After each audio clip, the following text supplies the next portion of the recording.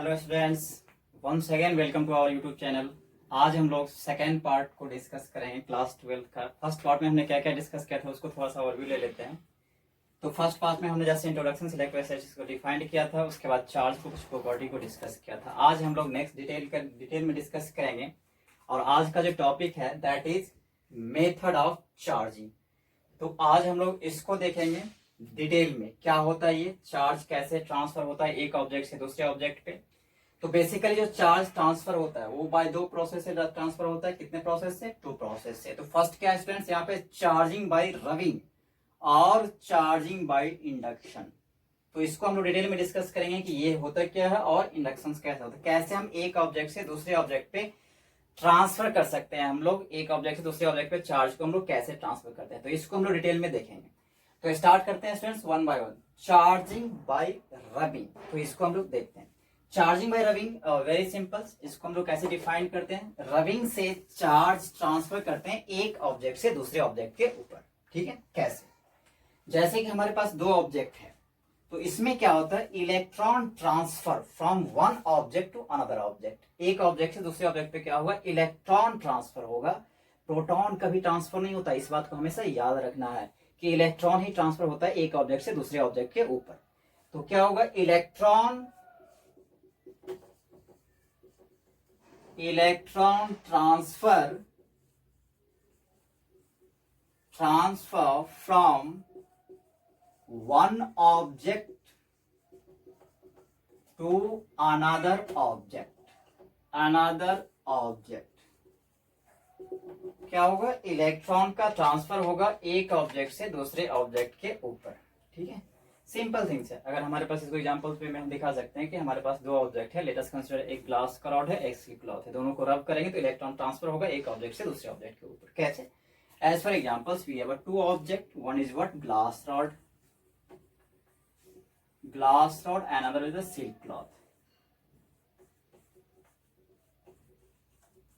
है ना, ये दूसरे को आपस में रब करेंगे तो क्या होगा? इलेक्ट्रॉन का ट्रांसफर होगा एक ऑब्जेक्ट से दूसरे। तो इस तरीके से हम लोग क्या करते हैं? बाय रबिंग क्या करते हैं हम लोग? एक ऑब्जेक्ट को क्या करते हैं? चार्ज करते हैं। ठीक है, तो अब हम लोग डिटेल में देखेंगे चार्जिंग बाय इंडक्शन को। इसमें ये सिंपल जस्ट रब करने से है ना, रब करने से क्या होगा? इलेक्ट्रॉन ट्रांसफर होगा एक ऑब्जेक्ट से दूसरे ऑब्जेक्ट के ऊपर। तो अब हम लोग देखते हैं इंडक्शन से कैसे चार्ज करते हैं, तो इसको हम लोग डिटेल में देखेंगे। तो चार्जिंग बाय इंडक्शन, इसको हम लोग देखते हैं क्या होता है ये charging. Second method, charging by induction. Charging by induction, तो अब हम लोग देखेंगे charging by induction. Induction process से कैसे एक ऑब्जेक्ट को दूसरे ऑब्जेक्ट से चार्ज कर सकते हैं। तो बेसिकली इसमें होता क्या है कि जब भी इंडक्शन से एक ऑब्जेक्ट को दूसरे ऑब्जेक्ट को चार्ज करते हैं तो इसमें क्या होता है? दोनों ऑब्जेक्ट कभी टच नहीं करता है, फिर भी चार्ज क्या होता है? हम एक ऑब्जेक्ट को चार्ज कर सकते हैं। कैसे? देखते हैं स्टेप बाय स्टेप। इसको इस पिक्चर से हम लोग समझने की कोशिश करते हैं। तो स्टेप फर्स्ट में हमने क्या देखा? दो हमारे पास ऑब्जेक्ट है स्टेप फर्स्ट में, एक ग्लास रॉड है, दूसरा क्या है? चार्ज रॉड है। ठीक है, दो ऑब्जेक्ट है। फर्स्ट क्या? न्यूट्रल होगा, सेकेंड क्या होगा? चार्ज रॉड होगा। तो इसमें एक्चुअली ये है हमारे पास न्यूट्रल, ये है न्यूट्रल को क्या करेंगे? चार्ज रॉड है ये।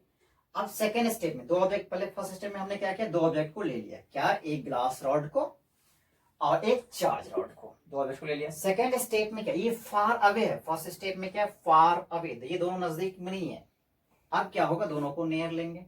तो अब क्या होगा? एक्चुअली ये जो नेगेटिव चार्ज है ना, नेगेटिव चार्ज ऑब्जेक्ट जो ये है, ये क्या करेगा? इसके पॉजिटिव चार्ज को अपने साइड में अट्रैक्ट करेगा। जैसा कि हम लोग जानते हैं कि नेगेटिव चार्ज क्या करेगा? पॉजिटिव चार्ज को क्या करेगा? अपने साइड अट्रैक्ट करेगा। फिर क्या होगा स्टूडेंट्स? तो इसमें हम लोग क्या देखते हैं? ये जैसे ही चार्ज को अट्रैक्ट करेगा, फिर क्या करेंगे? नेक्स्ट स्टेप में क्या करेंगे? इसको अर्थिंग मीन्स ग्राउंडिंग। तो ग्राउंडिंग करेंगे तो क्या होगा? ये जो एक साइड में ये जो है पॉजिटिव चार्ज अक्यूमुलेट हो रहा है, दूसरे साइड में क्या हो रहा है? नेगेटिव चार्ज अक्यूमुलेट हो रहा है। तो ये नेगेटिव चार्ज क्या होगा? ट्रांसफर हो जाएगा कहाँ? ग्राउंड के अंदर।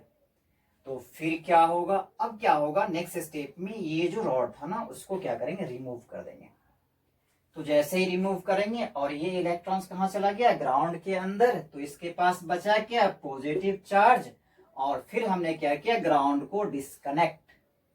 तो जैसे ही ग्राउंड को डिस्कनेक्ट करेंगे तो ये फाइनली क्या हो जाएगा, ये जो ऑब्जेक्ट था न्यूट्रल, हमने लिया क्या था न्यूट्रल, अब ये क्या होगा पॉजिटिव चार्ज। तो इस तरीके से हम लोग क्या कर सकते हैं निगेटिव चार्ज, ऐसा कोई जरूरी नहीं है कि हम पॉजिटिव ही चार्ज कर सकते हैं, निगेटिव भी कर सकते हैं, डिपेंड करता है कि हमें लेना क्या है यहाँ पे। तो यहाँ पे जो लेना है दैट इज द, अगर हमें किसी ऑब्जेक्ट को पॉजिटिव चार्ज करना है तो हमने निगेटिव चार्ज ऑब्जेक्ट लिया था, अगर ये निगेटिव चार्ज करना है तो यहाँ पे पॉजिटिव चार्ज ऑब्जेक्ट लेना होगा। तो हम क्या कर सकते हैं इस तरीके से पॉजिटिव निगेटिव चार्ज भी कर सकते हैं। तो आई होप ये क्लियर हो गया होगा कि हम लोग चार्जिंग कैसे करते हैं बाय इंडक्शन। ओके, अब हम लोग नेक्स्ट देखते हैं, नेक्स्ट टॉपिक, ये भी काफी इंटरेस्टिंग टॉपिक है, प्रॉपर्टीज ऑफ चार्ज। तो इसको समझने की हम लोग कोशिश करते हैं। ओके स्टूडेंट्स, तो हम इसको रब करते हैं, आई होप ये क्लियर हो गया होगा। तो अब हम लोग देखते हैं नेक्स्ट, पॉज कर दिया, प्रॉपर्टीज ऑफ चार्ज, इसमें हम लोग देखेंगे प्रॉपर्टी ऑफ चार्जेस क्या क्या है, काफी इंपोर्टेंट टॉपिक है, इसको हम लोग अच्छे से समझने की कोशिश करेंगे। तो एक्चुअली क्या है, तीन प्रॉपर्टी बेसिकली हम लोग इसमें डिस्कस करेंगे। क्या क्या डिस्कस करेंगे, first one is the additivity of charge, second one is the conservation of charge and third one is the quantization of charge. तो इसको हम लोग एक एक करके डिस्कस करेंगे। तो what is mean by the additivity of the charge, इसको हम लोग देखेंगे। तो एडिटिविटी ऑफ चार्जेस का क्या मतलब होता है, तो बेसिकली मैं बता दूं कि चार्ज जो है ना एक स्केलर क्वांटिटी है, तो इसको जो हम ऐड करेंगे सिंपल स्केलर क्वांटिटी की तरह ऐड करेंगे। कैसे ऐड करेंगे इसको,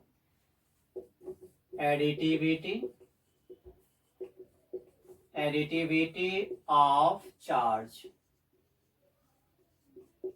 तो चार्ज क्या है, एक स्केलर क्वांटिटी है। स्केलर क्वांटिटी को हम कैसे ऐड करें, वेक्टर को कुछ अलग प्रोसेस ऐड करते हैं, जो 11th में हम लोग देखते हैं वेक्टर प्रोसेस से। उसमें क्या होता है, ये plus B equal to root under A square plus B square plus 2ab cost है। लेकिन चार्ज एक स्केलर क्वांटिटी, तो सिंपल वे में इसको ऐड कर सकते हैं। ठीक है, तो इसमें हम लोग क्या लिखेंगे, it is a scalar quantity, और ऐसे भी लिख सकते हैं charge is a scalar quantity, charge is a scalar quantity, so we can add algebraically,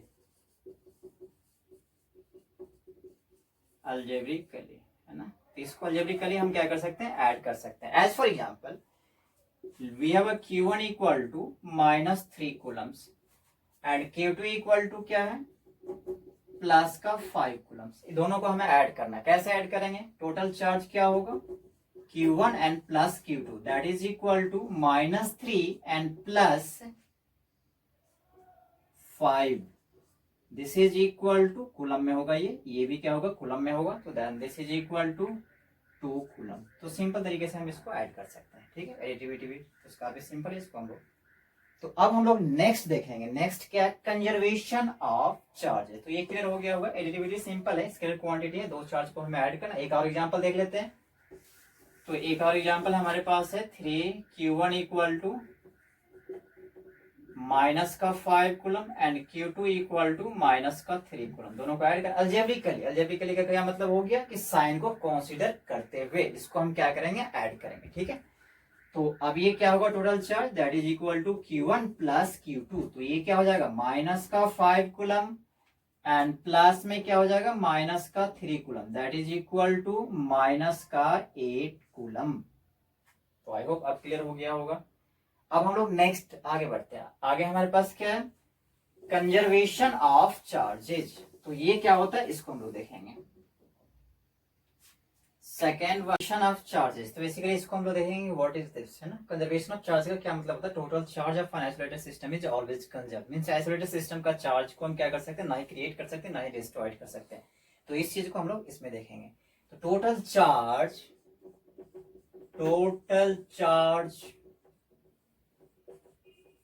of an isolated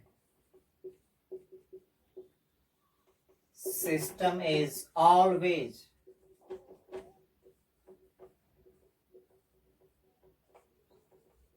conserved. किसी आइसोलेटेड सिस्टम का क्या होगा टोटल चार्ज क्या होगा ऑलवेज क्या होगा कंजर्व्ड होगा। मतलब क्या कंजर्व्ड का मतलब ना ही क्रिएट करना ना ही डिस्ट्रॉयड करना। एज फॉर एग्जांपल्स अब ये क्या होगा as for examples we have a neutrons. हाँ इसमें क्या होगा बेसिकली एक पॉइंट को हम लोग देख लेते हैं कि इसमें क्या होगा बेसिकली। हाँ चार्ज कैरिंग पार्टिकल है उसको हम लोग डिस्ट्रॉयड और क्रिएट कर सकते हैं, बट चार्ज कैरिंग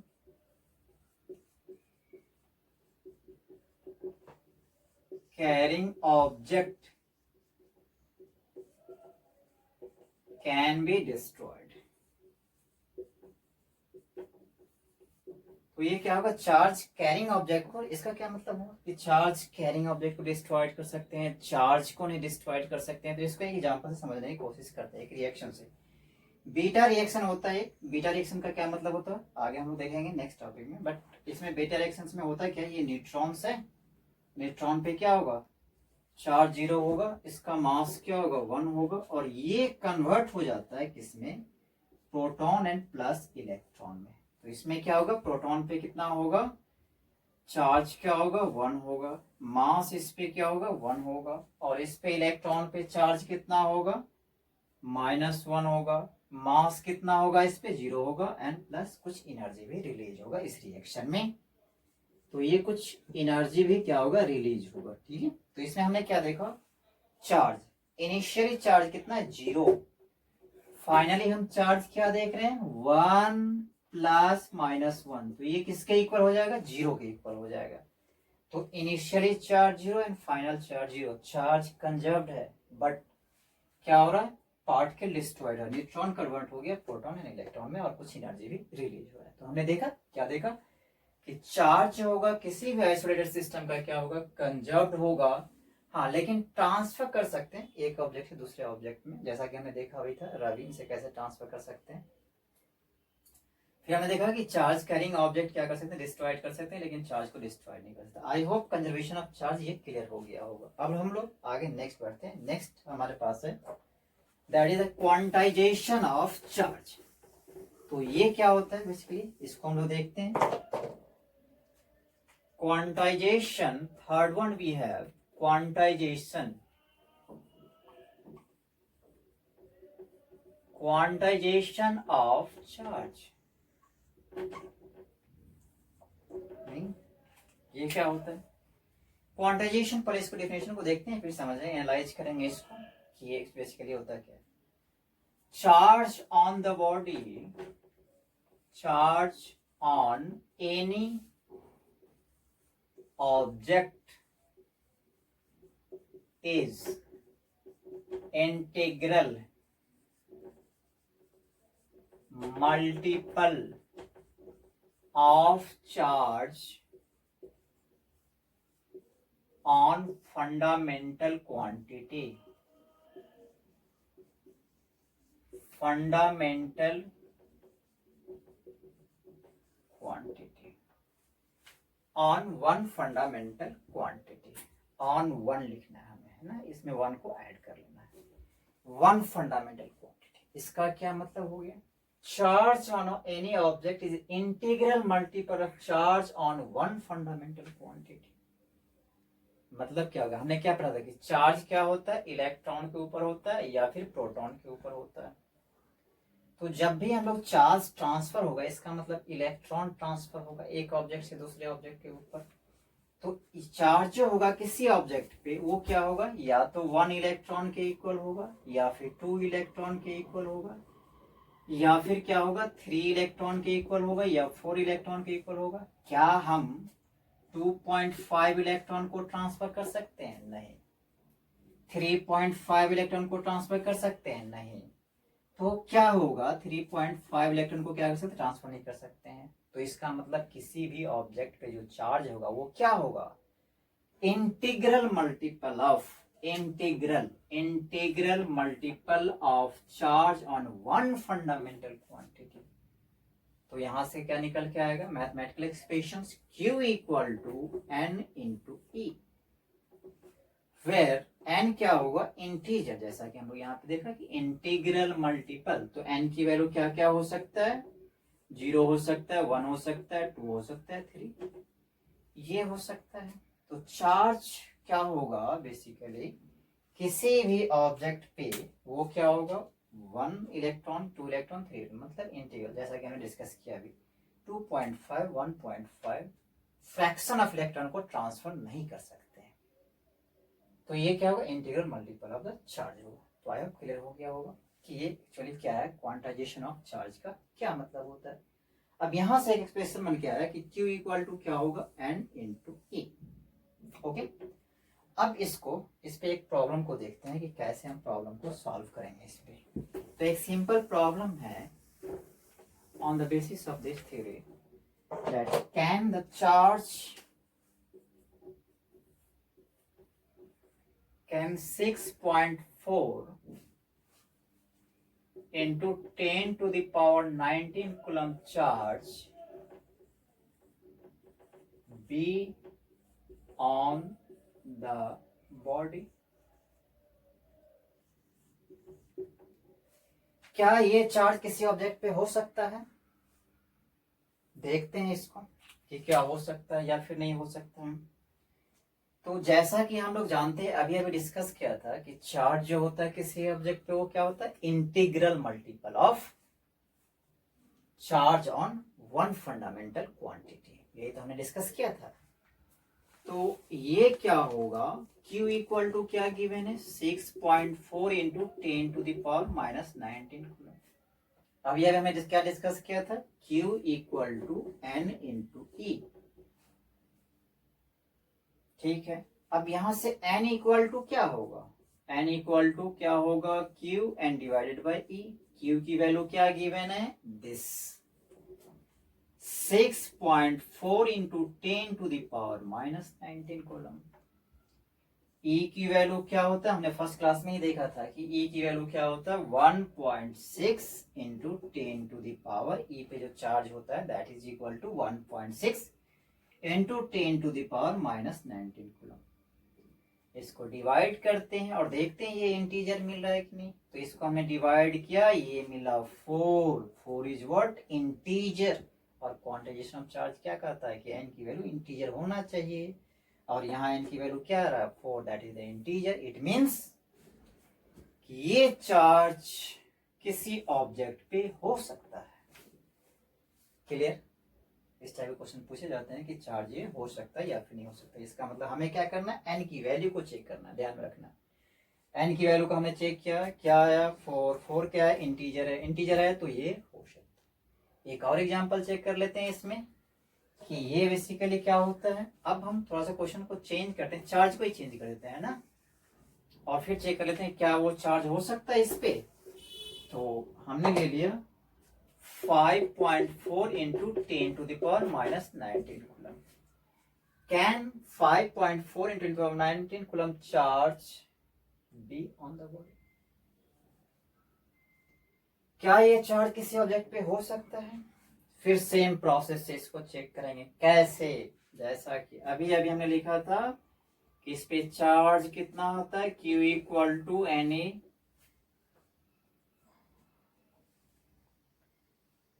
फिर ये क्या होगा, n equal to Q divided by, काफी सिंपल है, गिवन क्या है Q गिवन है 5.4 into 10 to the power minus 19 coulomb. E की वैल्यू क्या है, 1.6 into 10 to the power minus 19 coulomb. This and this cancel, और इसको हम देख पा रहे हैं ये क्या होगा, 5.4 and divide by 1.6 point cancel, ये 54/16। इसको डिवाइड करेंगे तो यहाँ हम देख पा रहे हैं कि ये एक इंटीजर वैल्यू नहीं मिलेगा, नहीं, ये पॉइंट में एक वैल्यू मिलेगा।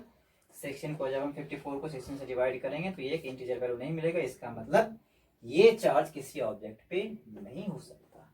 क्लियर है?